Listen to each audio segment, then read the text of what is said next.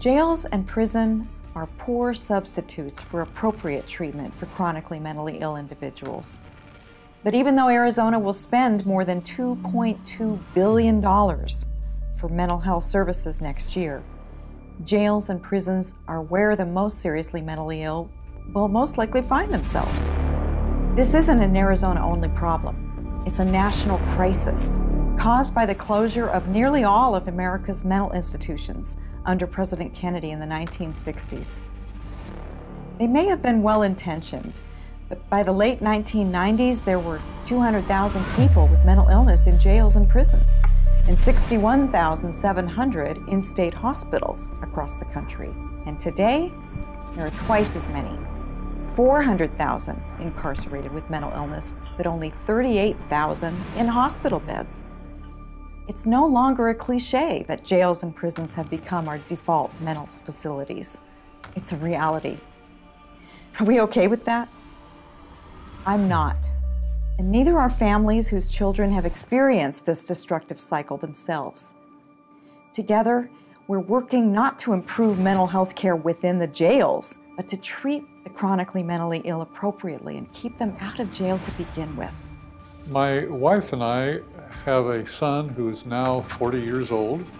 When he was 17, he was diagnosed with schizophrenia. And for the past 20-some years, we have battled the mental health care system to get him the care that he is entitled to by law.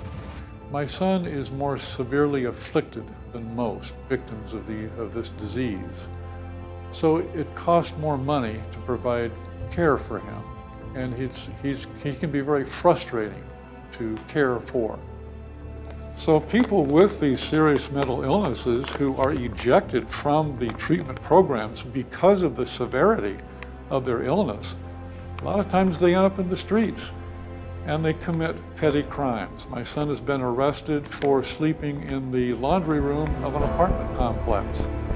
He's been arrested for holding up a sign begging for money in front of a convenience store. And I don't blame a merchant for not wanting that in front of their store. I get that. So we think that we have deinstitutionalized mentally ill people by emptying out the state hospitals. And this is going on around the country. But what we're really doing is, for those who are more severely afflicted with mental illness, we are reinstitutionalizing them in jails and in prisons. A high percentage of people in jails and in prisons are mentally ill. They're there because of their illness. What specifically will help with this problem? We have two approaches. One, it's called the Lighthouse concept. The Lighthouse is not a residential treatment program where everybody has to do the same thing every day, and if you don't do it, you get kicked out into the streets. In a Lighthouse, the resident signs a lease. The resident lives there. That's the resident's home.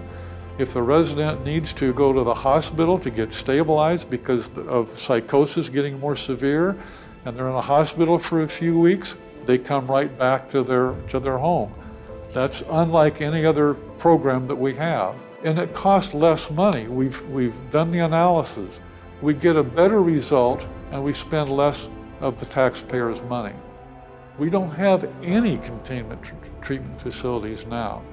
Every facility that we can place somebody in for care, they can walk away from them. Again, we don't let Alzheimer's patients walk away from their treatment facilities and disappear into the streets, but we do that with mentally ill people until they commit enough crimes that they end up in jails and in prisons. So we do need some well-regulated, contained treatment facilities. We need more legislators like Nancy. We need more government officials to help us with this. I wish other legislators would be as curious about how to solve these problems as Nancy is. She asks questions, she has ideas, she probes, and we need more of that at the state level. So I'm hoping that Nancy will be with us, helping us in this effort for as long as it takes to get it done. Our work has just begun, Keep up with the progress at nancybarto.com. Thank you.